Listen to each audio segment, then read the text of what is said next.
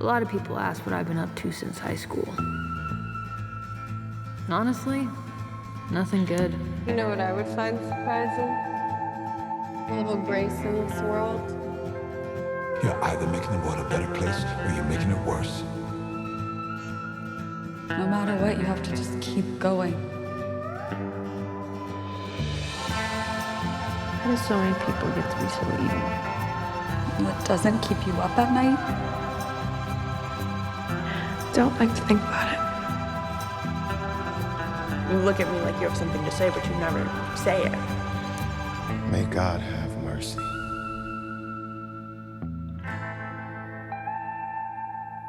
So I waited until the final season of Euphoria was finished airing to even start it. Because while I've always liked the show, I hate both the fans and critics of this show with a fiery passion, and I have no desire to be in community with either. I cannot stand the people who think this show is the second coming and they need to dick ride it ad nauseum, and I cannot stand the people who make a personality out of hating it. Oh my god, la la la la la. Like, why are you tuned in every week in the year of our Lord for a show that you don't like? Oh my god, you hate the show but you watching every season faithfully? You hate it but you tuning in every week? What's your problem?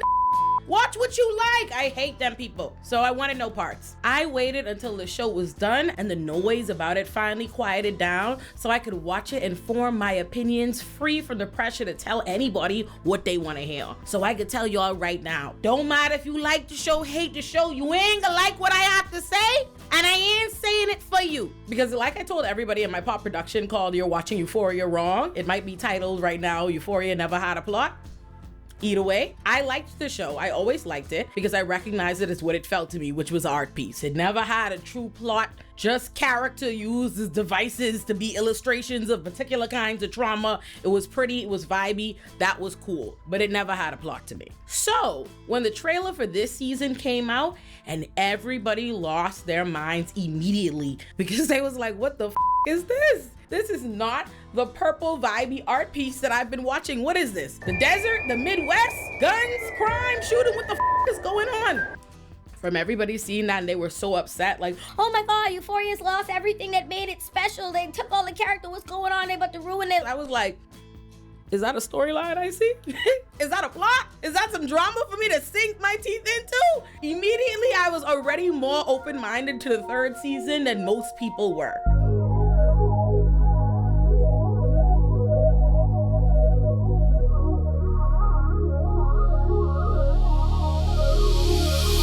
What's funny about a certain sect of y'all who like to complain, Sam Levinson gets his back kicked in religiously. It's so interesting to me how like the people who most kick Sam Levinson's back in are the people who voluntarily show up to every project he makes. It's like, no, they don't like Sam Levinson. They know they think Sam Levinson gonna go out of his way to have these weird, overly sexualized depictions of women and to create projects dripping in misogyny, but y'all still gonna tune in every time just to be hot.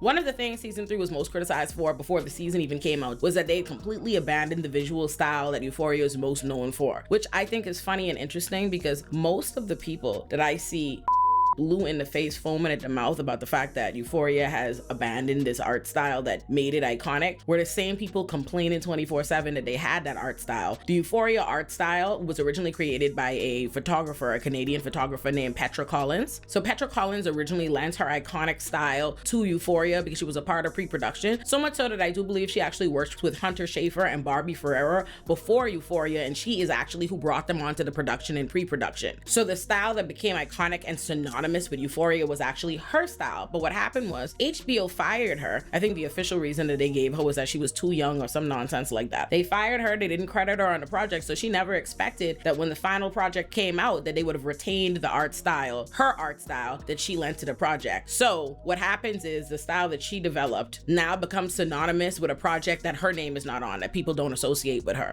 I'll tell you the truth about the series that never was told. I never talked about this publicly because it is such a crazy thing, but basically the reason I moved to Los Angeles was because Sam Levinson, who directed the show, he reached out to my agency and said, I wrote a show based on your photos. Will you direct it?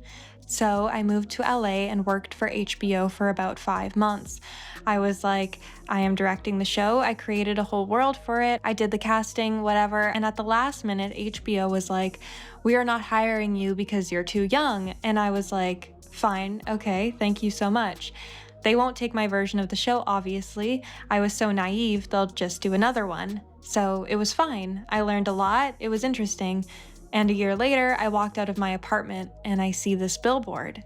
And it's exactly what I am, as a copy of my work.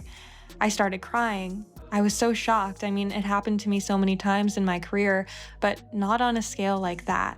It was so intense to me because this is my aesthetic that I built all my life, and now I have to change it because it enters the mainstream and it's been taken away from me.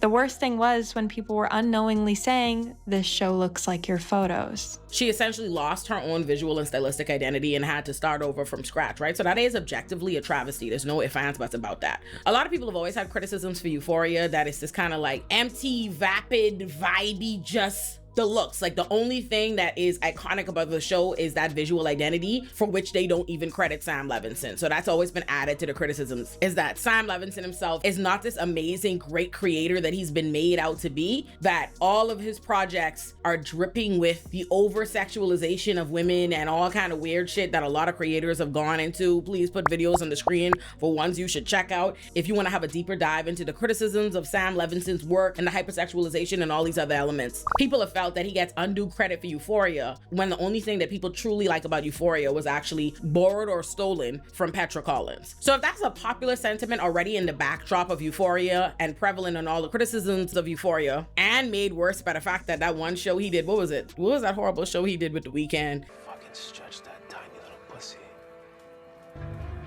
Bruh. Child. Anyway. Nasty. And then he comes out with the trailer for season 3 all these years later, and he's completely abandoned that art style. I'm sure that reads to people as this is him trying to prove that that art style is not what made this show iconic, that he could make this show great all on its own and it doesn't need that. And that's a bold move. So you're already gonna have people who are already looking to see you fail, who are looking to prove their point that you are not some great creator, that this show was overhyped based on the fact that you was leaning on this woman's art style. And then you have the people who have come to love this show specifically because, and they see it as intrinsic to the show, even if there are other things they like about the show. I'm not saying, I'm sure fans of the show don't just like the art style. They like the characters, they like the vibes, they like the this, but the art style is still inseparable to a lot of those people. That already puts the final season at this disadvantage of having an extremely tall hill to climb. You've essentially fundamentally changed how we process this show, because I say this as somebody who likes the show, is not a super fan of the show, and is not a hater of the show, but it's still very much so process the show. It's like, okay, it's meant to be more of a stylistic, an art piece, of vibes of this, and every character's personality seemed very distinct and in many ways unchanging. It didn't feel like a lot of growth, which was not something I docked the show for, because I felt like it was never really about plots and that kind of like continuity and growth, and more so just examples. These characters are just illustrations of a kind of thing, right? Rue is an illustration of drug addiction, Cassie a particular kind of trauma, Nate a particular kind of trauma, all these things. So when all of a sudden people wait years for the final season of a show and it comes back and it's a whole different thing, like, hey, that time we was on before, there's a real show now, there's a real plot, there's a real this, it looked different, it feel different, that's different for people. And that makes sense. Hold up, wait a minute. You know what's actually been helping me stay consistent lately? Not even just with content, but like life in general. It's having my food handled, okay? Because I feel like one of the biggest barriers to getting your life together at my big age is that eating well takes so much planning and time and energy. And if you're busy like I am, it's the first thing that falls apart. That's why I've been using Factor. Factor delivers fresh, never frozen, chef-crafted meals straight to your door that are ready in literally 2 minutes. And for me, it just removes the decision fatigue. Like, I don't have to think about what I'm gonna cook. Let me stop lying, I don't cook nothing, okay? Like, I don't have to think about what CJ's gonna cook or what groceries CJ needs to buy, knowing I don't do no kind of cooking or grocery shopping around his house. Yeah, I just heat it up and I eat, and it's good, okay? Genuinely, I was so surprised the first time I ever tried Factor because they are so delicious. And what I really like is that it supports my routine. It's not just about the convenience in a lazy way. It's about making it easier to stay consistent with the habits that I'm trying to build. The meals are made with real ingredients, no refined sugar or artificial stuff, and a lot of them have more than 30 grams of protein, which is great if you're a gal like me who has an autoimmune disorder. And they have a ton of options, like more than 100 meals every week, so you're never stuck eating the same thing over and over. And for me, it's especially convenient to have on days where I gotta film, edit, and write, so I don't end up skipping meals or ordering something random because I already have my Factor meals available. Go to factor75.com or click the link below and use code ALLURNATIFB50 to get 50% off your first Factor box plus free breakfast for 1 year. Y'all heard me?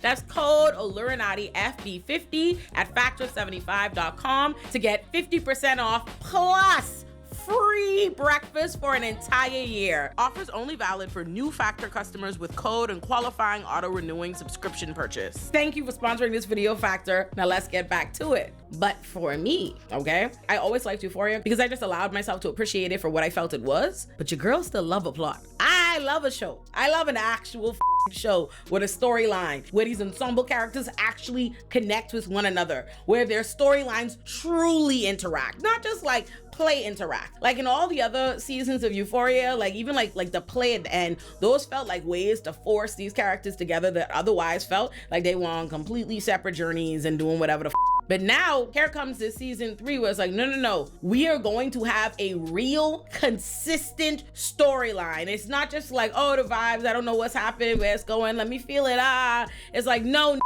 here is a storyline at the beginning. Rue is on a journey, and that journey will matter every episode and will be referenced and connect with other people's journeys. Here is what Rue is going through. Here is what Maddy's going through. Here is what Jules is going through. Here is what Lexi's going through. Here is what, what's she name? Cassie. Here is what Cassie and Nate are going through, and here's how it all connects. So I was looking forward to that. And y'all are not gonna like it when I tell you that I liked it. Yeah, I know, stone me. Yes, they took away your whimsy. They took away the whimsy, drug addict, artsy, purple vibe of the show, but they gave me something else. They gave me something different and something, I'm gonna be real with y'all.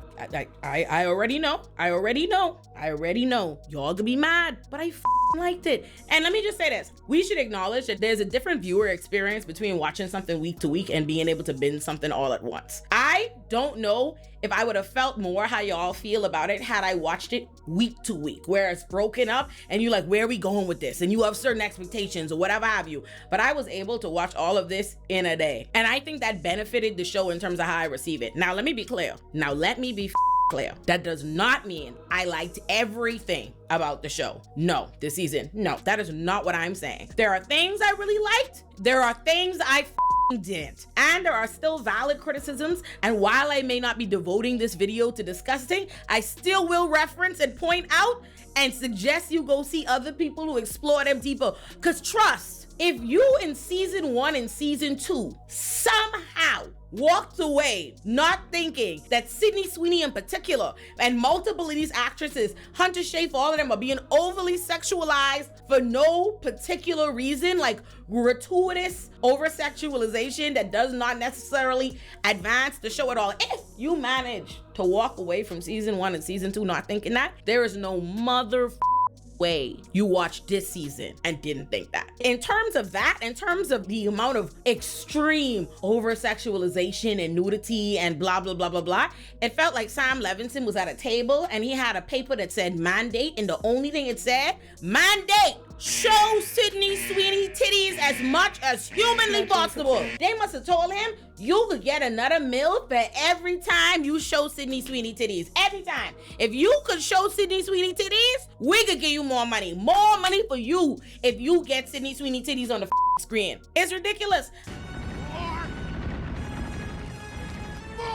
The bimboification of Sydney Sweeney in this season, throughout the show, but in particular this season, has to be addressed, and I will be addressing it, okay? Don't think because I'm telling y'all that I generally like this season, despite all the hate that all y'all seem to have for it, that does not mean that I don't have criticisms. I do, and we're gonna get to it. We will be getting into my criticisms of this show as we move throughout this video. But let's start by getting into the actual season. What happened, what was the storyline, what happened with all of our favorite characters and how their storylines ended and how I felt about it.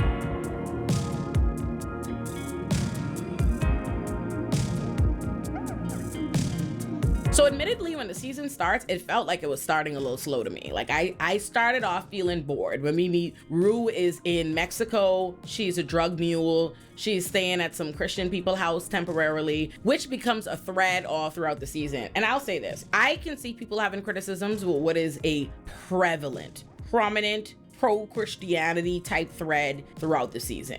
You see it. Rue meets this Christian family, this white Christian family, and she experiences them as being truly happy. And immediately that begins her thinking like, oh, if I were to find God, if I were to find religion, could I be happy like them, right? It feels deliberate that any meaningful critique of Christianity or religion is met with a dismissive debunk. Like, Rue is a queer Black woman, so there are obvious reasons why she would be reluctant to explore Christianity or suddenly, be a Christian now. So as she starts thinking about whether or not she maybe wants to become a Christian or learn more about Christianity, or whether or not she could be happy if she found God, she brings this up to her sponsor, Ali, who is played by Coleman Domingo. It's very funny to have Coleman Domingo playing like a straight guy that is a Christian and whose responses to all of her rightful criticisms and questions about the fact that, well, doesn't the Bible say a bunch of horrible shit about gay people and homosexuality? And he's like, oh, that's what it said then. And it only said that about men. It didn't say nothing about lesbians, whatever. And he just kind of like dismisses it. And another time they do this is when they have her bring up religion to Lexi. When she floats the idea of maybe being a Christian or exploring Christianity to Lexi, Lexi's like, no, Christians are judgmental. You can't be my friend and be a Christian. And they do that like intention to be like, oh, see, she's saying that Christians are judgmental, but really she's judgmental, see? Like, there's a lot of that kind of like suspicious pro-Christian, pro-religion sentiment all throughout the season that I could see one taking issue with. That being said, if I put that aside, does it make sense to me that a character like Rue, that has experienced as much trauma as she has, is in addiction recovery, has lost a father, has been through a million things under the sun, can I see why a character like Rue might want to turn to Christianity or explore religion or want to find God and think that there's something good in that for them? Absolutely. And even though I am side-eyeing the decision to have this like, oh, look at these white Christians sitting in their backward toes, ain't this the pinnacle of happiness and blah blah blah, why we should be Christian, look how kind and good they are and all that bullshit. While I'm side-eyeing the decision for that to be the storyline we go with, I did still like seeing like Rue's exploration with it throughout the season, because what's important about the season is that Rue is sober, and I think that's really important to see in like how she navigates everything. This is the longest we've ever seen. Rue is sober the entire season, whereas season 1 and season 2 is all of Euphoria, is all Rue doing drugs and relapsing and being like a thoughtless child that's inconsiderate of the stress that she's putting on her mother and her sister and whatnot. In this season, we see a more mature Rue, that while she has been forced into being a drug mule because she owes money for those drugs that her mother flushed back in season 2, so that white racist drug dealer from that season hunts her down and then makes her be a drug mule. So while we see her dealing with all of that, we still see Rue fighting, not even like fighting to stay clean, because she does an excellent job not staying clean and not falling to temptation in that way through the season. So it's not really that she's fighting to stay clean, it's that she's fighting to like hope for more. Like, she's fighting to survive, like fighting to try to create a life beyond this, fighting to see a world beyond this. And a part of that journey and what we see from Rue that season is her religious exploration. So even though your girl is not, y'all know how I feel about religion and all of that, I ain't for that. I could understand why somebody who's living Rue's life would turn to it, and so it made sense. Even though I could see one making the argument like, yes, pro-Christianity propaganda, it also still wasn't completely inconsistent with the show and the character or anything, so I wasn't against it. The season starts off years after high school, and seemingly years after college. Lexi is working, Maddy is working, Cassie and Nate are doing some other stuff we'll talk about in a second, but Maddy, Jules, and Lexi are all struggling in the workforce in their own different ways. Rue is being forced to be a drug mule for this lady Lori, until Lori gives her some work, and in the course of that work, she ends up meeting a man named Alamo. Now, Alamo was not a drug dealer, he's a drug doer. He was buying from Lori, but what Alamo is a pimp. He run him a whorehouse, essentially. He pimps gals, and immediately when Rue meets him, she kind of takes to him because like, oh, he's funny and he's personable, and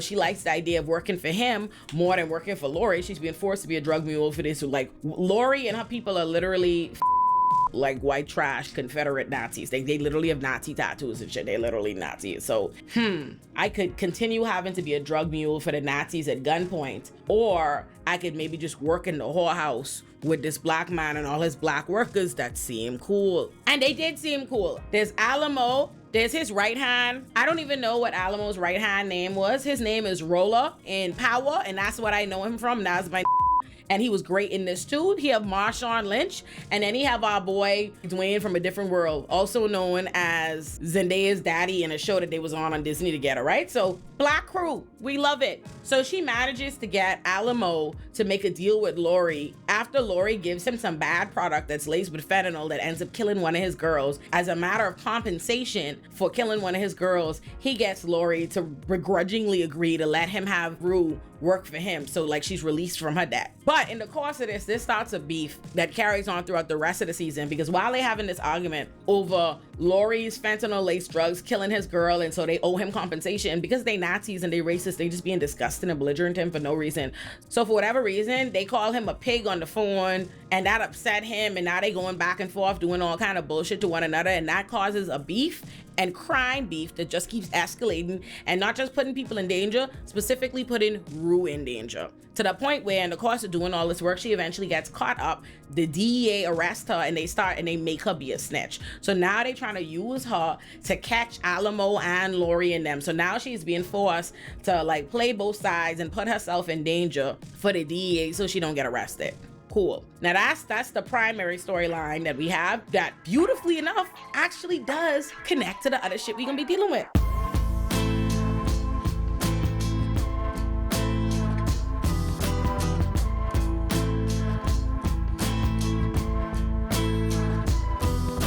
Let me tell y'all about Maddy and Lexi's, what they got going on, because let me tell you, as far as things that I really liked about this season, the handling of Maddy is one of my favorite, and Lexi are one of my favorite things, because if you ask me, Lexi was almost purely ornamental in season 1 and 2. I don't care what y'all say. Y'all booing me, boo, boo, whatever. I'm right. She was ornamental in season 1 and season 2. The only reason y'all give a about her is because y'all love Fezco and they gave her a romantic pairing with Fez. That is it. Y'all did not give a about Lexi. Y'all gave a about Angus Cloud and Fez. And so you told yourself you like Lexi. But Lexi was irrelevant. Seasons 1 and seasons 2. Her only relevance was that ass play that was like, whatever. Whereas Maddy is iconic because Alexa to me, and I don't care what y'all say, Alexa to me is fly as and she kills this role, okay? One of the best parts of the show, but they also started giving her less to do by season 2, especially once they decided they was pairing Nate and Cassie together.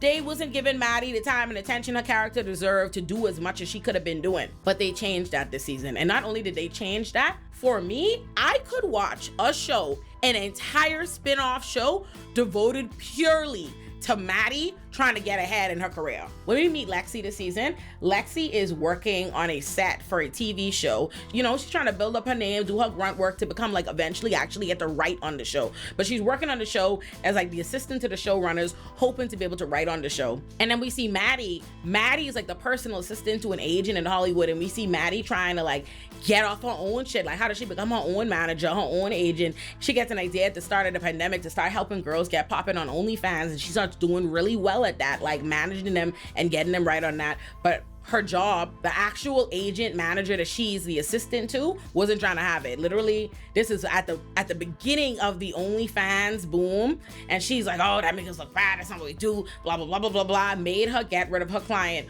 who ends up doing very well and proving that Maddy's instincts were right. I want y'all to know the way I was eating up every minute of like Lexi and Maddy's careers on the screen and them trying to make shit shake. I'm so sorry. As that, not only was it really, really interesting and compelling, but it was also really well done. As somebody who built their platform, I initially got a platform in 2020 in the pandemic and built from there. And a lot of my like friends and peers and contemporaries also similarly started their own platforms and businesses and media careers and industries for themselves within the pandemic.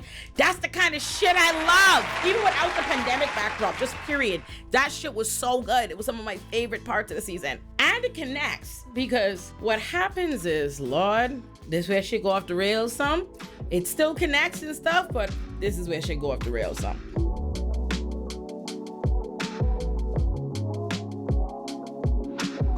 Cassie and Nate. Okay, I have a lot of things to say about Cassie and Nate. This where I probably could start screaming. Who the f is this? Who is this imposter? Who is this? Now, for the most part, I don't really subscribe to the idea that this show doesn't resemble the old show at all. When people are like, yes, it lost its visual identity. It changed from like a show without a plot to one with one. But to me, the characters themselves were not all these like material like deviations. To me, they took all the bones of the old show and they made it into something else. But it still felt very much still like these are the same characters that I am watching, except, and it's a big motherfucking except. Who the is this they want me to believe is Nate Jacobs? Who is this? I'm not saying that they can't give Nate Jacobs a lobotomy if they would like. I am not saying that they cannot change Nate Jacobs, that he could not have changed. I'm not telling you that I believe it's impossible that the Nate Jacobs of the high school years could become the Nate Jacobs that we see in season 3. What I am saying is there has to be a explanation. Nate in season 1 and 2 is a raging lunatic, to put it simply. Right? To put it simply, we've had the nuanced discussion. I had the nuanced discussion about Nate Jacobs in the last Euphoria video, okay? We don't got time for all that today. The Nate Jacobs of season 1 and 2 is a lunatic. Nate Jacobs, the Nate Jacobs that we know would have put his foot through Cassie's ass this season. Who is this? Who is this imposter? My thing is, I'm not saying I don't believe that between high school graduation and where they are years after the college years, that he couldn't be that. But you gonna have to tell us how. Tell me he went to therapy. Say something. Say what the happened. There's no, everything else we get as far as everybody's story makes sense, right? Like Maddy being a career woman, struggling to try to make it, but being creative and thinking outside the box and trying to come up with another lane for herself makes sense. Lexi working on a set, trying to write makes sense. Jules being an artist and even being a sugar baby, we'll get to that. Being an artist makes sense. Rue being caught up in the drug industry as a drug mule or whatever makes sense. Nate and Cassie not only still together, I'm not saying it's inconceivable. Lots of, especially the white men, lots of men in little high schools who is football players or whatever, who this, married gal from high school that they thought looked good and go have their family and follow to this. I'm like, that's small town shit. That is not inconceivable. But Nate Jacobs marrying, still being with happily and married to the Cassie they give us in season 3 is unbelievable. Nate is a raging, violent, lunatic misogynist who don't have a regard in the world for women, let alone Cassie ass or women like Cassie. All of a sudden this season, Cassie goes from in season 1, Cassie is an unfairly, overly sexualized teenage girl who's still smart, like she's not dumb. The way they flanderize Cassie and turn her into this complete like airheaded, know-nothing bimbo, materialistic, shallow, whatever by this season 3 doesn't make sense. That's not the Cassie that we saw with McKay. That's not the Cassie that we knew. Cassie was a far more nuanced character, but that's dead by this time. Cassie is literally just like a sex doll, blow-up doll, dummy, materialistic. It's so insane what they turned Cassie into that we have to hold off on that for a second. Let me focus on Nate. But it's important, I have to say it, because what they turned Cassie into made it even crazier what they expected us to believe that Nate now is and Nate is good with. I have seen Nate Jacobs string bitches up for less. Now y'all want me to believe that the Nate Jacobs that was screaming at her like this, I can't even include the clip because HBO is so greedy when it comes to Euphoria, they'll take my video, but just know y'all know that scene when Nate is like to Cassie like, what the is wrong with you? What the is wrong with you? What the is wrong with you? You want me to believe that the Nate that communicated like that about his feelings, that's how he felt when Cassie would open her mouth for far more reasonable shit. You want me to believe that Nate Jacobs is now with a Cassie that's aspiring to do OnlyFans and is posting nudes and shit online and whatever the and simultaneously demanding $50,000 flowers for their wedding or she can leave him. That Nate is just like, babe, give me, I'm gonna do, who the is this? Who is this imposter? I just wanted to make sense. I'm not saying that I want Nate Jacobs to be Ike Turner. I'm not saying that I want Cassie to get the shit beat out of her. I'm saying that the Nate Jacobs I knew would have beat the shit out of Cassie. That's what I'm saying. Who is this? This shit ain't, okay. They want us to believe. This season begins and Nate Jacobs and Cassie are still together and engaged to be married. And Nate is working. He's taking over his daddy's construction company. Him and Cassie live in lavish, but you could tell in the backdrop, he having money problems because his development keeps being stalled. And we can find out it's because some endangered flowers turned up on his property and then they stopping him, like the environmental board or whatever, stopping him from building, which is actually causing delays and money to be owed. And so he owe a bunch of people money. But Cassie don't know that he owe people money. She also don't give a They have Cassie is literally just solely now a airhead.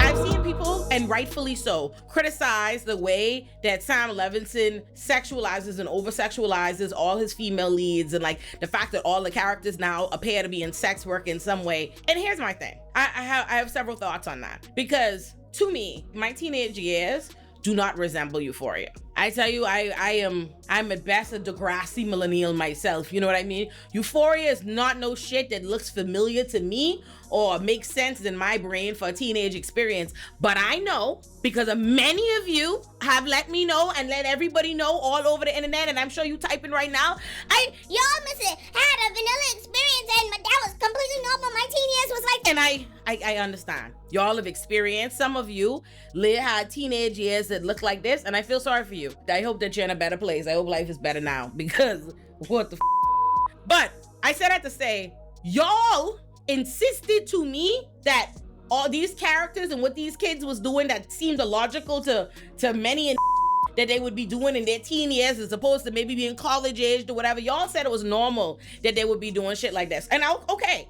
So to me, if you tell me that it would be normal for these teenagers, like Kat was already doing sex work online and shit at the time. Jules was running around meeting grown men on the apps and them. Y'all had Maddy grown men. Y'all all this shit. Rue was already a big time drug addict. All kind of shit y'all said was normal and happening in the teen years. Well, if you tell me that it's normal, that makes sense, that they was acting like that in their teen years, it's not that crazy that those teens that y'all told me that's how they was living, that they may be involved in sex work or crime adjacent industries in the next 10 years. That doesn't seem that outlandish to me. That being said, even if I could see, like, to me, Jules being a kept woman and a sugar baby to some rich cis white man who have a wife and children and family or whatever, that honestly makes sense to me. I could see Jules being a sugar baby. I don't think that's such a leap that I'd be like, Lord, Sam Levinson was looking for any excuse there. Like, okay, I could accept that. Rue was a drug mule, I could accept that. Maddie, when we can get more to it because we can go back to Rue and all of that. Maddie ending up being taken advantage of within some transaction in the course of doing work with a pimp in order to further a kind of OnlyFans business. Even that makes sense to me. Cassie, I'm not saying it's inconceivable that Cassie could be doing sex work. Although I think it's just as conceivable that Cassie, a girl who in high school was over-sexualized by young tween boys and slut-shamed, but was always smarter than she was given credit for and always more nuanced, would have gone to college and been able to create a much more multidimensional existence for herself, you know? Like, to me, it is just as probable, if I was thinking about what to do with Cassie after the high school years, it's just as probable to me that a character like Cassie have gone and created a life way beyond what these people's limited imagination was for her because of how they wanted to sexualize her as a young girl. Like, I could have seen Cassie being a smart gal, having a smart job, embracing the duality of, yes, I'm a bad bitch, but I'm also a working woman on. I saw an entirely different future for Cassie, just as probable as one where like, oh, she just completely leans into like, oh, attention. And I don't think like what they give us from Cassie is the bimbofication of Cassie. That's what this chapter is. They turn Cassie into this character, into this woman that solely wants attention, just like constant attention, and to be like a sex object, and to be perceived this way, and to like use this as power, and to be like a materialistic, shallow like brat who only cares about money and things and doesn't care about men or name. It just doesn't. I don't think that's consistent with the Cassie that we saw. The Cassie that we saw was a young girl that was over sexualized and felt that over sexualization and didn't necessarily like it. That was not what we saw from Cassie when we heard Cassie talk to McKay about the sadness of these people putting out a sex tape and the different misconceptions they would have around her, and like how, like, remember how Cassie was even when like she and McKay had sex, and making sure like she wanted him to be gentle and not treat her, you know what I mean, and approach sex with her in this particular way just because she was talked about and exploited in this way. Like even when Cassie like betrayed Maddy and dated Nate, Cassie didn't just want attention from all men. Cassie got attention. Cassie was over sexualized by men and boys and all of that, but it never seemed intrinsic to Cassie's character that Cassie just wants male attention, and Cassie is so desperate for validation on that level that she just wants it from everywhere. There was a specificity with the way she approached wanting Nate's validation and affirmation. So this Cassie now that they give us, that seemingly hates Nate, sees him purely as somebody to like make money and get her things, and has no care for his humanity. And we're gonna get to like the levels to which no care for his humanity is so inconsistent to me with what we actually got and the nuance of Cassie's character before. It's like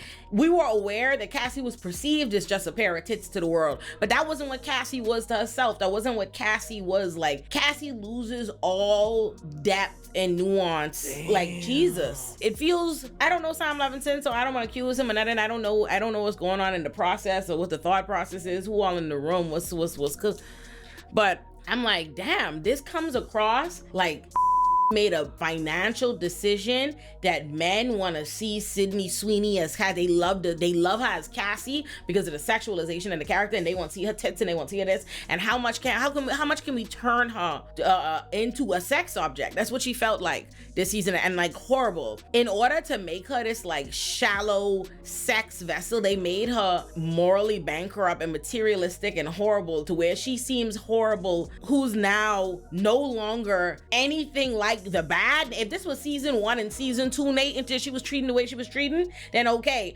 But season 3 imposter Nate is this like nice guy just trying to like work and get his development, start trying to build a home for the elderly, trying to make his money, owing a bunch of gangsters in the background money, and just trying to stay alive and give her everything she wants for the wedding. Like that's let me tell y'all something. Let me tell you how ridiculous this relationship they give us with Nate and Cassie is.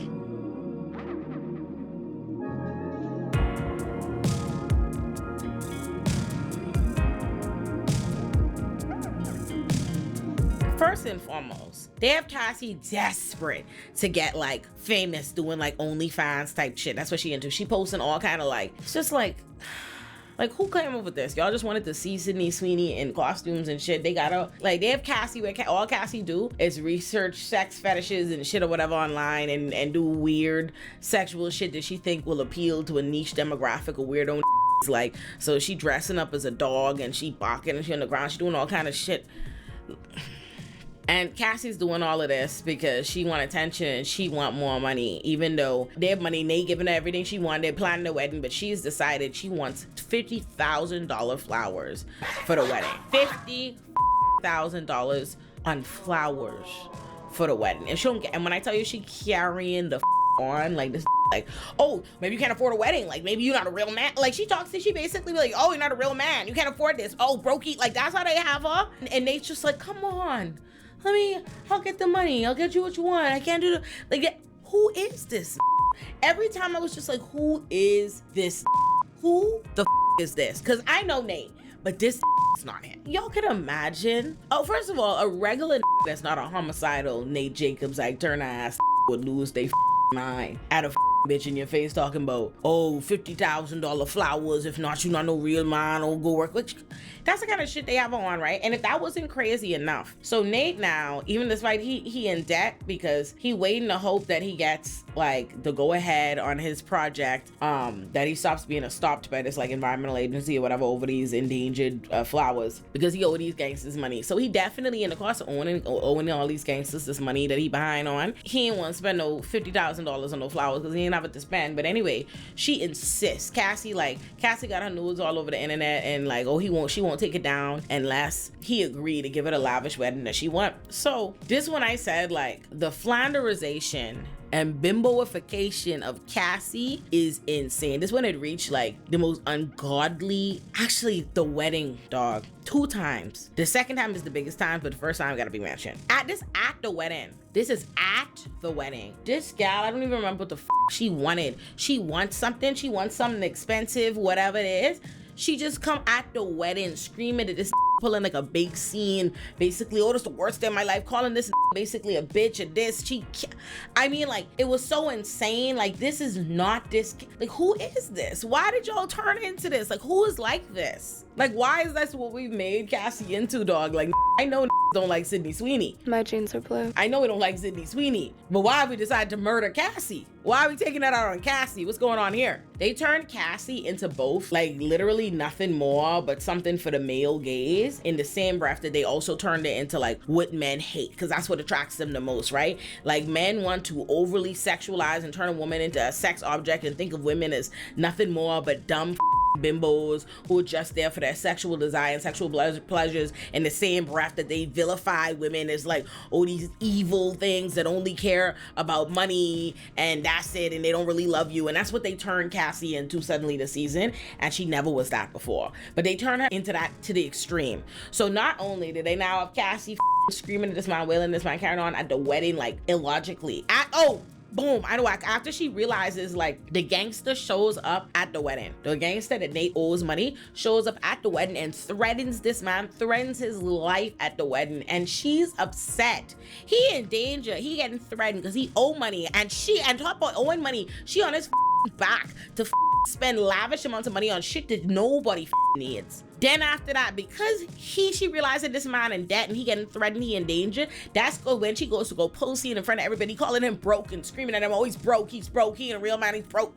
All of this tantrum at the wedding. And again, this imposter that they keep calling Nate is just like trying to, I love you, trying to like be on her good side. Well, who is this? Like, he in the limo trying to make up with her while she throwing a tantrum and all of this shit like, oh, I'm gonna take you home, I love you, I'm gonna sleep with you, this and the next thing.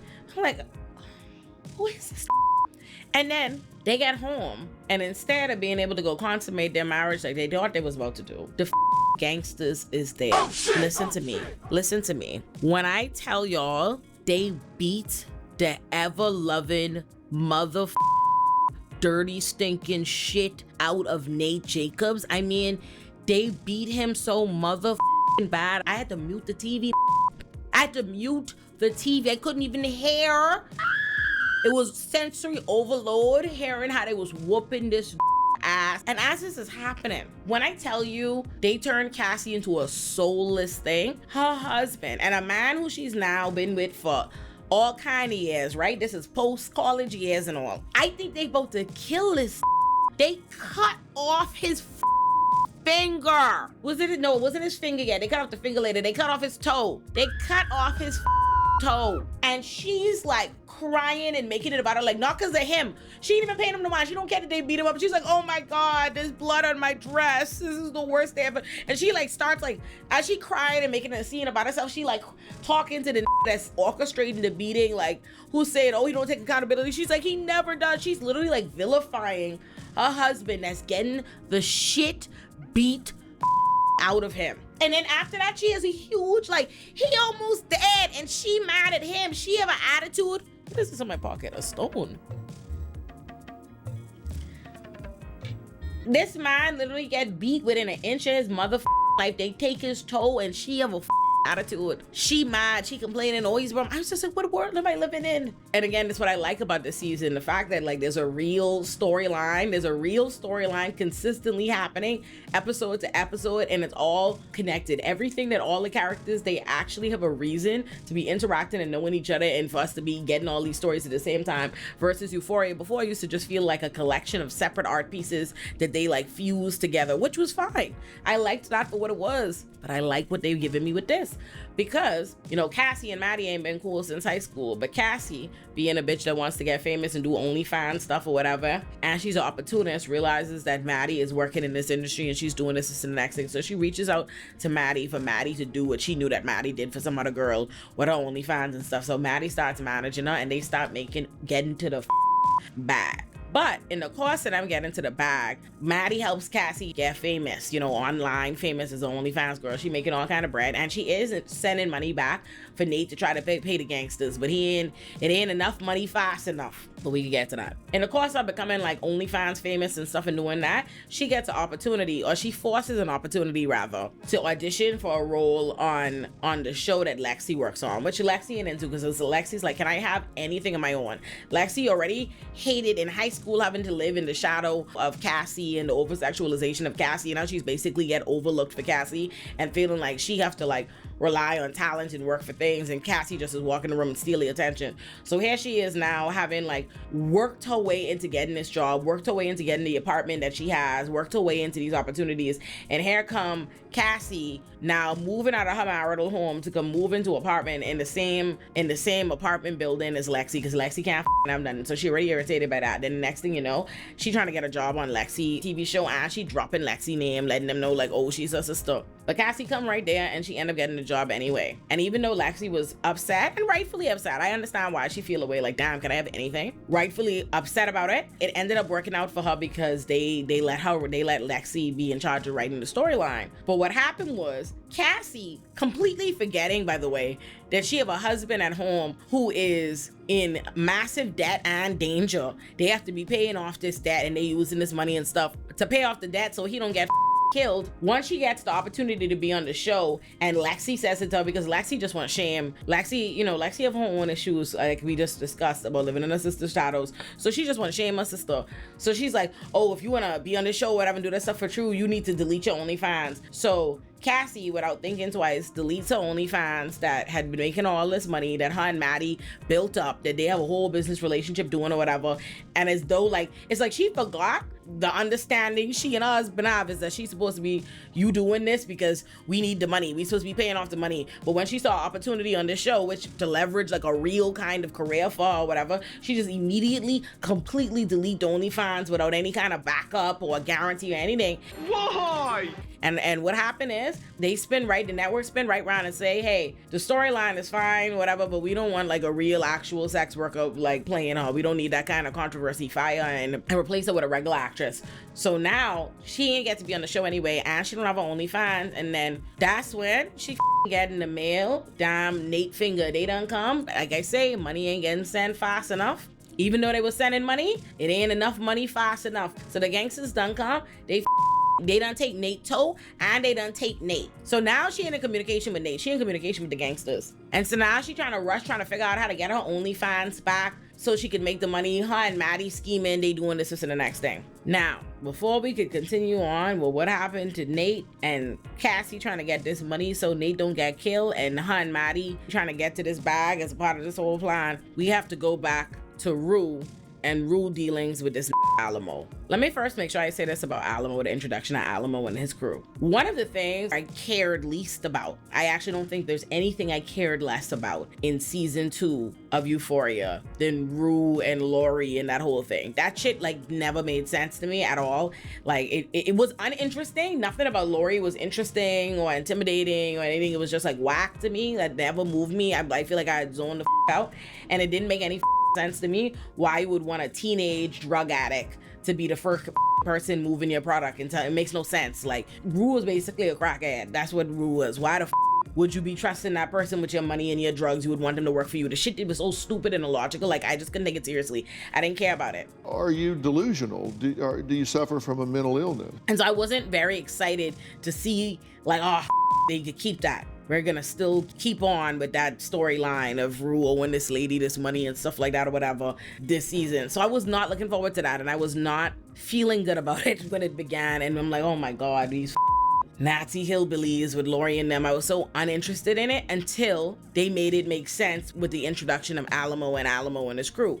And let me say this about Alamo. Hold up, wait a minute. But before we get deeper into the video, y'all know your girl has merch, right?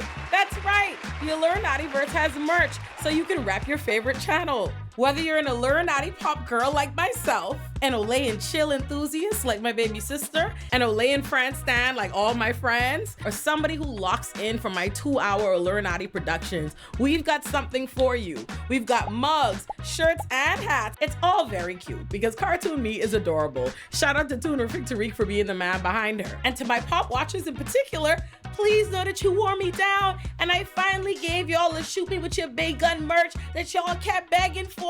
Look how cute your shoot me with your big gun merch is. Oh my God, to be an Illuminati pop girly. I genuinely love my merch. Not just because it's mine, but because I ordered everything myself before showing it to y'all so that I could make sure the quality was good, because I can't have y'all spending y'all hard-earned money on garbage.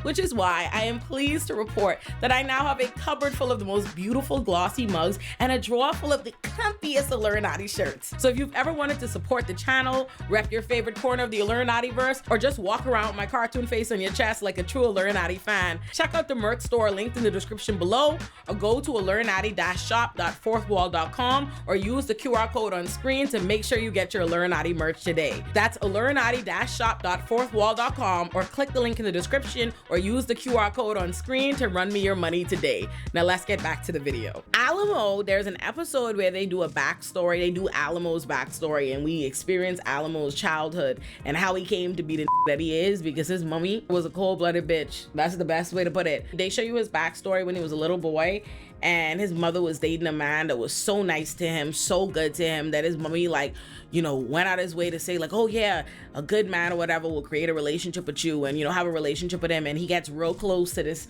man that is taking care of his mother, and the man has like a burned face, like a really burned up face, because of a chemical accident that happened on his job. And so he sued his old job, and he's waiting on the settlement for that case to finalize. But anyway, the man and his mother are dating, and the man is like a really, really, really good father to him, takes care of him, and eventually he gets his settlement, and he like spoils them, takes such good care of them. They're living so good. And like one day he takes them out to the beach, they're out, and the man is telling Alamo that how he's gonna propose to his mother and how he's gonna get married and they're gonna be a family. And then they get back home, and when they open up the apartment door, nothing is there. Every single thing they own is gone. And immediately Alamo's mother leaves the man. Like, he's crying and begging her not to leave, and she's like, ain't nothing there for me, like me and my child, we gone. Leave the man. When you look, this woman, where they go that night after that, is the man the mummy really with, a criminal, and all their stuff from the house there. She was playing this man and setting him up all along.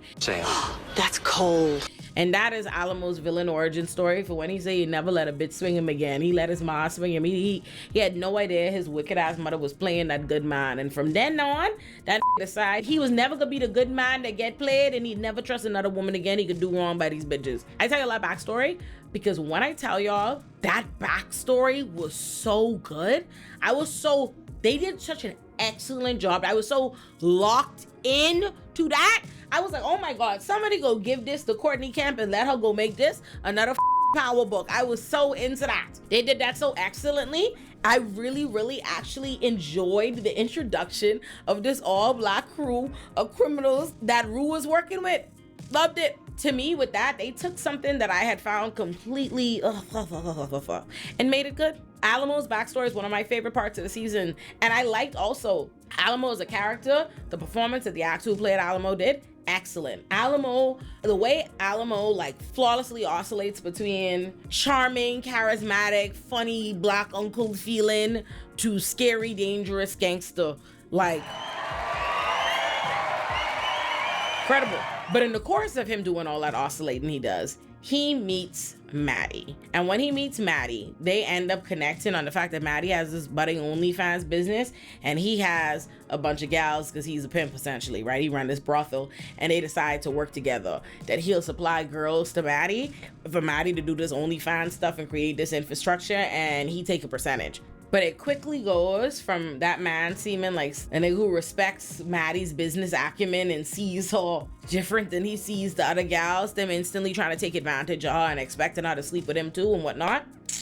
My poor gal. I bring that up in relation to Nate and Cassie's money situation because when Maddy discovers that Nate is in so bad with the people he owes the debt that they have sent his finger to Cassie's house, and she realizes how dire the situation is, Maddy goes and puts herself on the line to make a deal with the devil himself, Alamo, in order to get the money, the like $1 million that Nate owes, to get him back safely. Let me tell you, I find it heartbreaking this season, like watching Maddy at the wedding feel the pain of like toxic, all the things, everything, whatever, all aside. We know what their relationship was, we know all of that, but watching Maddy feel the quiet heartbreak of like Nate and loving and caring about Nate, even though Nate has not done right by her, has not looked back. Here he is, he betrayed her. He began her best friend betrayed her. They went and had this relationship and now they're getting married. And it also should be mentioned that the only reason Cassie, and it's basically discovered that Cassie waited until they were getting married to reach out to Maddy because she thinks that by getting married to him, that absolves her of the sin of like stealing, doing something so wicked to her friend. She makes it seem like, oh, this is true love, like we're getting married, like it was true love. That would make it better. But watching Maddy decide, you know, it's all these years, she's grown, she'll be honest, she's not gonna like address it, engage it, or like make a thing of it, just accept it for what it is. But watching Maddy like quietly absorb the pain of like this betrayal and like what it is to see somebody that you loved and still have love for, like getting married to your best friend and all this, like she had to sit at the wedding and all these different things, and that never, not only like never get resolved or dealt with, like she never gets any closure. Her and Nate never have a scene together. They don't speak. There's no kind of nothing. Maddy gets nothing to get over that. And then when Cassie, who been like half remembering she have a husband treating him like shit, half being a part of the situation that they find themselves in or whatever, and she's still lollygagging and dilly-dallying, it's Maddy that throws herself on the line to save this life. They put Nate in a box in the ground and it was like, oh, you have this much time to get the money to us before he will suffocate in this box. But a poisonous snake went down the hole into the box in the ground where they had him, and when they dig this man up out the ground, pull it out, they had to see this man Nate dead as correct. Cassie, listen, what I felt for Maddy in that moment, like what I felt for Maddy, son. And like on one hand, I'm heartbroken that like Maddy didn't get to have no closure. Her and Nate never got to have a conversation. He didn't get to know like what she did for him, how much he was, you know, prepared to do for him. Like nothing. Even though on one hand I'm heartbroken about that, but on the other hand I'm like, and that's life, you know what I mean? Like it is like, even though I wanted to see that conversation, wanted to see that closure, at the same time I really appreciate being left to feel the tragedy of the reality that you often don't get closure. Often people don't get to appreciate how much you mean to them or would do for them, or you know, I'm up about that, y'all. I'm up about it. I'm up about it. And listen, maybe we don't think the Nate Jacobs of season 1 and season 2 deserved the song, but the imposter they gave us in season 3 that they call Nate Jacobs definitely did not deserve the fate that he got. So for him, we gonna have to run the song. Run the song one time for the one time, Aaron. I really miss my nigga. I really miss my nigga. White people you can sing it to, just change that into a W. Miss my wigger. And since we are already at the tragedy part of this video, let's get back to talking about Rue. Man, this shit hurt. Like this shit really hurt. Like, here's my thing. I think what really hurt the most is when you watch a character battle with addiction for seasons, you kind of prepare yourself for a reality, a world where they may meet a tragic end as a result of their battle with addiction. But I don't think you prepared for the pain of them surprising you and truly overcoming that addiction and truly wanting to live a better life and do better and try harder, and the up and they meet ain't no fair. Like, I am upset. First of all, let's acknowledge Zendaya. I don't know what role y'all are gonna consider one of the defining roles of Zendaya's career, but for me, Rue will always be up there because the life she gives to this character, dog. The pain I felt feeling for my baby Rue this season, mine. Rue is trying so hard, and she got caught up with this DEA, and it was just. Also, it should be mentioned, and actually, since we was just talking about tragedy and the pain of not being able to get closure, another thing we see that in is with the relationship of Rue and Jules.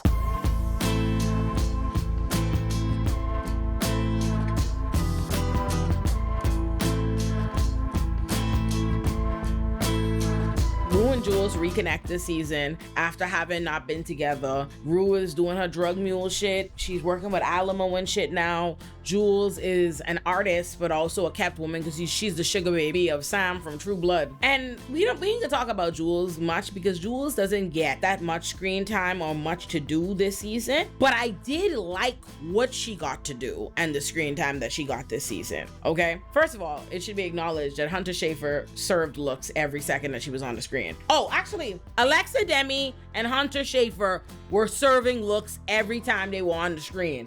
Let's know that this season, okay? Just go ahead. Looks. 8 down. And I don't give a what all that shit y'all is talking about when y'all supposed to be just like, who would wear this to a wedding? Blah, blah, blah. Do y'all know that this is a show? Do y'all know that this is a show? A show that is very known for serving looks and shit. Like, they're giving you a look, appreciate it, and move on. Like, who would wear this to a wedding? Who would wear it to Cassie's wedding? And the answer is Jules. Let's move on. All we really get out of Jules this season is we get that Jules is a little bit delusional and insecure about the reality of her relationship with this man as a sugar baby. Everything about Jules's pain and experience is internal this season. I feel like, again, I really wish there was a spin-off and maybe like give it to a woman to write. But I wish it was a spin-off of just us seeing Jules and Maddy and Lexi trying to make it in their careers. Like, that was very compelling. Like, seeing Jules trying to be an artist, but being frustrated at having to be a sugar baby and being frustrated that like her art had to be reined in. We're gonna talk about that in a second in relation to this thing she did with Lexi. But that's a very real reality for artists. Like, I don't know if y'all know, but y'all know like Langston Hughes and used to have like little beneficiaries who had them for little years. Yeah, man. Like, if you listen, like literary gossip and thing. In Langston Hughes' autobiography, The Big C, at near the ending of the book, he talks about his old white lady beneficiary that he had, that he was living with, that was like paying money on him to do art. And he doesn't say much about it. All he says in the end is that like she ended up like talking to him hella crazy and kicking him out, and he was like sick about it and distraught, but he doesn't give you no details. Langston is very vague about his own actual, y'all don't want me getting on a side tangent about how Langston Hughes does his autobiography, but I say a lot to say in reality, in the real story, because Langston is who don't ever give you all the tea. I heard I was a man. I heard that old woman was somebody Langston was doing a little something with for a coin or two to get what he needed to get to do art and to live. All I'm saying is Jules would not be the first. So I actually find that to be a very compelling storyline, and it's a very like real experience and lived reality for young women to like settle for less than they deserve in romantic relationships based not only on survival or need, but also in like selling ourselves dreams and wanting to believe that it's more than this and wanting to turn it into something else or whatever. So Jules' kind of like battle with that it was compelling to me and interesting, even if it didn't get a lot of screen time and it didn't get a lot of words put to it. And while it was tragic and Jules knows she was wrong as it made sense and it felt real. And when Jules and Rue are trying to reconnect, but Rue wants it to be a relationship, and Jules is caught up with this thing that she's doing with this sugar daddy, and she's already feeling her own frustrations and insecurities and things that she's not speaking aloud, and she's kind of sick of Rue seemingly bouncing in and out of her life because she don't know about all that Rue got going on with the drug mule shit and the DEA and all of this different stuff. So when Rue suddenly like, oh, she wants a relationship and stuff, Jules is like, where the is this coming from? You're so inconsistent. We never had a real relationship. And she starts like coming at Rue, which makes Rue start being like, bitch, like, why are you carrying on like this? Like, why? Because you into like this relationship with this sugar daddy who is married and is never gonna be something. And in the course of that, Jules gets upset and slaps the shit out of Rue. Like, slapped the shit out of her to the point where shit fell on top of her, like, man. And it's so sad. The tragedy and no closure and stuff that we talked about earlier is that Rue and Jules mean so much to each other. And they've known each other at that point for so long and they matter so much. But Rue, that's the last thing Jules ever got to do, say to Rue, no closure. Because we see where Jules was calling Rue during like her last like night when she was on the adventures that we're gonna get to in a second. But she never got to talk to her.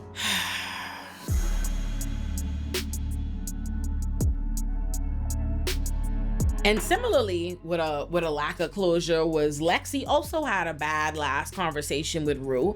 And it's actually Lexi's last bad conversation with Rue that like indirectly gets Rue killed. If we're gonna put the blame on somebody, we're gonna have to put the blame on Maddy. And that's my bitch, but the blame is gonna be put on Maddy as far as I'm concerned. So when Rue's last seeing Lexi, Rue hasn't told them about the fact that she's a drug mule, the DEA, all these different stuff. She's just kind of been talking to them intermittently about her different thoughts. Like, it's very like, she tells them little things piece by piece or whatever through the season, so it doesn't connect for them. In their mind, Rue just be saying a bunch of shit, and because they have this understanding of her, this perception of her as an all over the place like drug addict from high school and whatnot, they still perceive her that way. So anytime she not making sense to them because they don't have the full context for the stuff that she talking about, they perceive it as, oh, she must have relapsed, she must be on drugs. So when Rue starts trying to tell Lexi about the fact that, you know, she's thinking about like becoming a Christian and also like, you know, life is good now, or trying to tell her about the fact that like, oh, she had been working with the DEA, Lexi immediately like accuses her of being on drugs again, which pisses Rue the off, because Rose's like, what the like, I'm not on drugs, I'm trying to tell you something, and she leaves. Now Lexi, when Lexi next talks to Maddy, when Maddy's looking for Rue, Lexi mentions that, oh, Rue was talking crazy shit about the DEA and all kind of nut shit. Here's what's nuts. I understand that Lexi mentioning that to Maddy, fine, yeah, that makes sense. Maddy, then when she goes to sit down with Alamo to make the deal with Alamo in order to get what she need to sell herself and sell her soul to get the money to give to Cassie so that Nate don't die, only for Nate to be dead anyway, and she's still in this blood deal with this wicked man. She gonna mention to Alamo something about like, oh, Rue was talking about, I don't know, like Rue was talking about the DEA or something crazy, and I'm like, Maddy is not like, when since is Maddy dumb? Maddy knows that this is a fucking criminal, because Maddy herself is doing criminal operations with him. She knows that this is a pimp and he helping her with her fucking OnlyFans business and shit. She knows that Rue is involved in doing crime for this. So why would you mention, even if you don't know he in the drug trade or he the DEA could be a part of anything or whatever, if you heard that Rue mentioned the DEA, why would you mention that the DEA to a like this, who you know is her crime kingpin boss? And because she mentioned that, that's what tipped that Alamo off to the fact that Rue working with the DEA. And because of that, while Rue is off on a mission fighting for her life, he done sent her on this nut ass crazy operation, and she just barely survived Lori and her clan members killing her. When she get back, Alamo like thanks her, pays her handsomely, thanks her for, you know, getting this done and risking her life, because she done got so badly injured. You know what? This shit made me so sad. I can't even, like, I am mourning. And the thing is, you knew it was coming, because the original plan that Rue had with the DEA or whatever was in operation, the DEA was gonna show up and arrest like all of Lori and them and Alamo people that was there, and they was gonna be able to get Alamo and all of them. But because they got tipped off, they were suspicious from earlier because Maddy said that shit, they had Alamo people had switched the vans so that when the DEA actually rolled up on Lori people, they didn't actually have any evidence to arrest them. But Lori, old pussy ass, end up fucking killing herself immediately once the DEA pop up in the first place, because she just knew she was going to jail. Whole time they didn't have nothing. But that's how we know that Alamo and them was already suspicious. It was already on to anything. But Rue ain't putting 2 and 2 together. So he pays her, and then he tells her like, oh, I'm gonna give you like, here's like some painkillers for the fact that, you know, she got really up because them white people was out here trying to kill her. And he says to her, this how you just have to know, this man was up to no good, because earlier in the show, like, he was very upset at the idea and even the possibility of Rue relapsing. Like, he didn't want Rue doing drugs or anything again. So the fact alone that he was passing a recovering addict these painkillers and saying, hey, you only take one, only take what you need, don't come back, don't let me catch you on these again, you would think like, oh, he's setting her up to like relapse, to end up like, you know, like where she ended up killing herself from being addicted on drugs. You think he's about to give her the Franklin Saint treatment, like how Snowfall ended, how Franklin Saint was left to basically be his own demise. But no, when you look, so he give it his painkillers. This hurt my heart there. Rue goes, when Rue gets back from doing this whole mission for Alamo and Lori and all, and the DEA and all this nonsense, she goes to go sleep at Allie's house, her sponsor, who's played by Coleman Domingo. And it just made me so sad. Lord, man, not I can cry. When they have Allie wake up in the morning, they show you first, like, he woke up in the morning and Rue was already up eating her cereal, and like, she goes on her day. We see her like call her mommy, like have her last call with her mom. They do this whole thing with like, and I know people did not like how I've seen people complain about how Fezco, the issue of Fez, was handled this season, but I don't share people's problem with how it was handled. I think the reality is the shit was a tragedy. Like, Angus Cloud's passing was a tragedy, and that shit is gonna be, there's nothing that you can do. There's nothing that you could do to appropriately handle the loss of him and the loss of that character through the loss of him. There's nothing to me that you could truly do that would ever feel like enough. But I liked what they did of making you feel like they take you on this journey where Allie wakes up and he sees Rue and she's eating cereal, and then she sees on the TV that Fez has escaped and that she promised to, like, not even cry like a pussy, eh? She promised to meet him if he ever like managed to break out of jail, and they show you like her running through her neighborhood and running to like try to get to him, which I think was a really sentimental, like very surrealist way they tried to like then they show some like old footage Zendaya, and she let me cry like a pussy and Fez. And then when that ends and stuff, you realize like Allie wakes up in the morning for real, and he goes to the couch, and Rue they don't show you what she's sleeping on the couch. She doesn't wake up, and he looks at the bottle of painkillers, and it's not like our girl stayed sober. She didn't overdose. He tests the damn pill. This gave her fentanyl and peace. So when she take that one painkiller for the pain she was in, the fentanyl, she just OD'd and died. Why that shit was so sad. Oh my, that shit was sad as a bitch.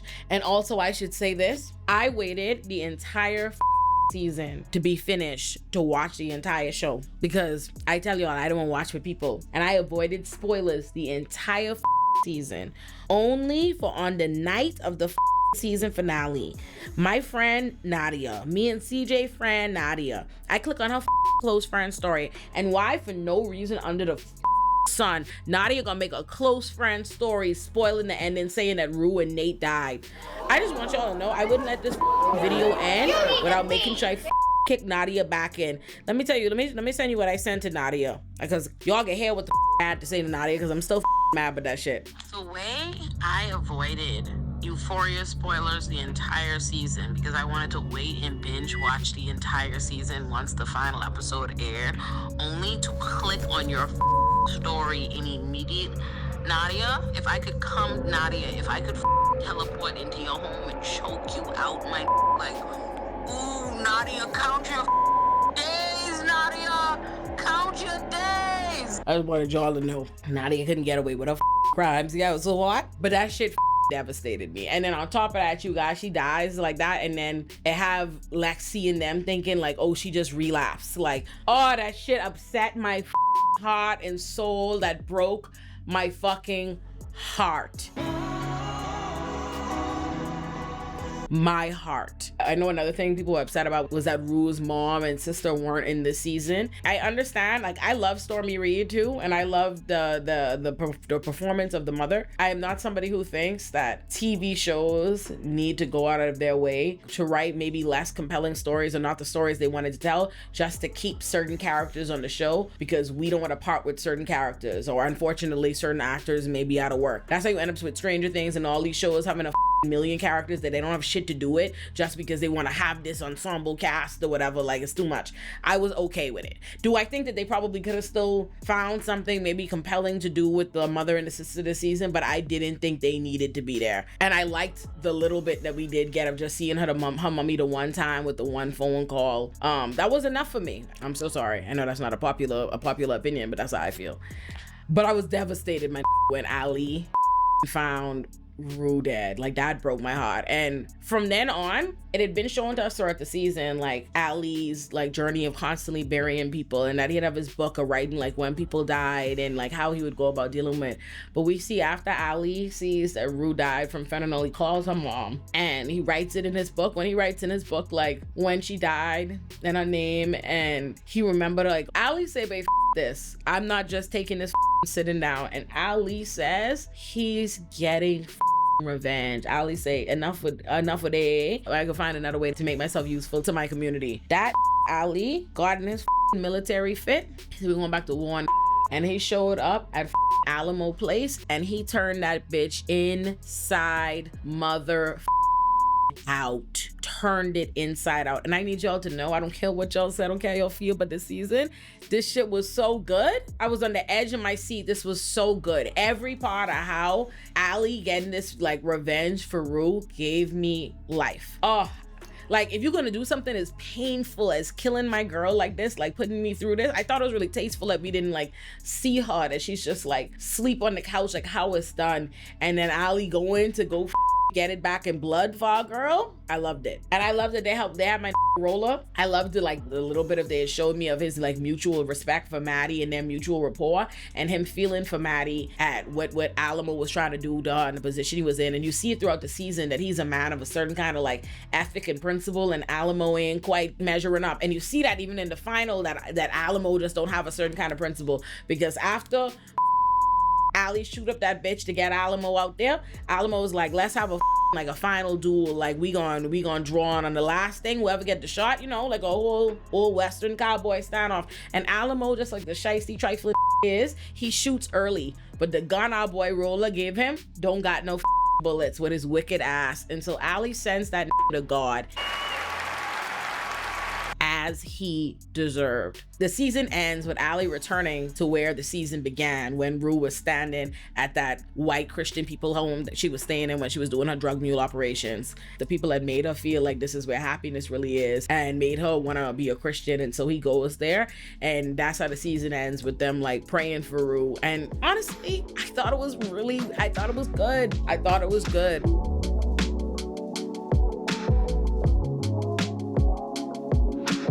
I think there are a lot of legitimate good faith criticisms to be had about the over-sexualization of the women and just the gratuitous nudity and sexualization and all that I also agree is unnecessary, and the bimboification and the flanderization of different characters and different kinds of, like I said, pro-Christian propaganda and different themes that I see throughout it.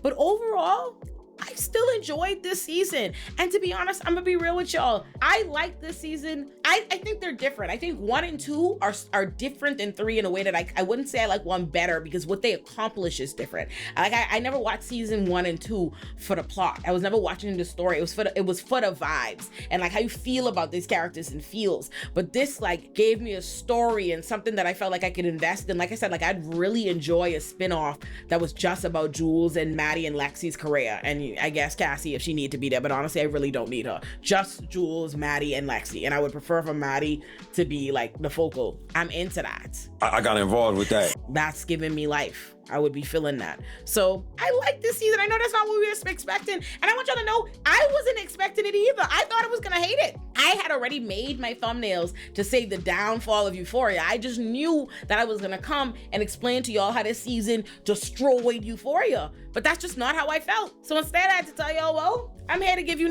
an unpopular opinion. I liked it. kind of liked it. So all in all, there's only one thing left to do, and it's to pour one out for our Rue. Let's do it, y'all. Run the song one time for the one time, Aaron. I really miss my nigga. I really miss my nigga. White people you can sing it to, just change that into a W. Miss my wigger.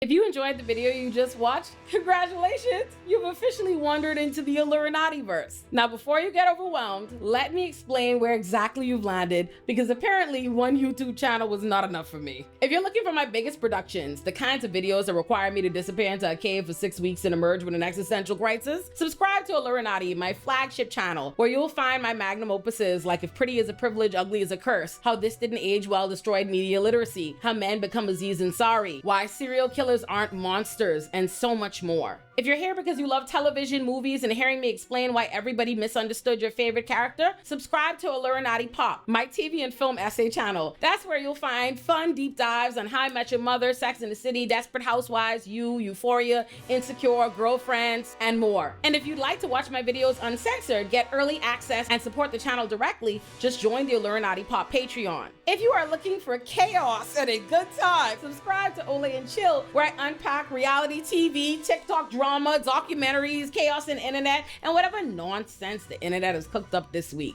If you'd like to watch me and some of my favorite Black creators and thinkers come together to discuss the culture, subscribe to Olay and Friends. If you're looking for shorter commentary on whatever the internet is currently spiraling about or whatever's on my mind, subscribe to Illuminati Bite. If you want to watch me and my bitch Kenny JD laugh, overshare, talk a little shit, and unpack the messiness of life, love, and the internet, and whatever foolishness we watching, subscribe to Olay and Kenny. If politics is more your thing and where you know me from, subscribe to Illuminati Politics for my State of the Union-like addresses on O Squared. And if music is your thing and you want to hear what I think about the latest albums and what I'm getting into, subscribe to Illuminati Extras. Subscribe to whichever corners of the Illuminati-verse speak to you, or subscribe to all of them and become a full-time resident. And while you're at it, you can follow me everywhere: Instagram, TikTok, Threads, and Twitter at Illuminati. You can also follow Illuminati Pop and Olay and Chill and Olay and Friends on social media so you never miss a thing. Welcome again to the Illuminati-verse. Now go look around a little bit, make yourself at home.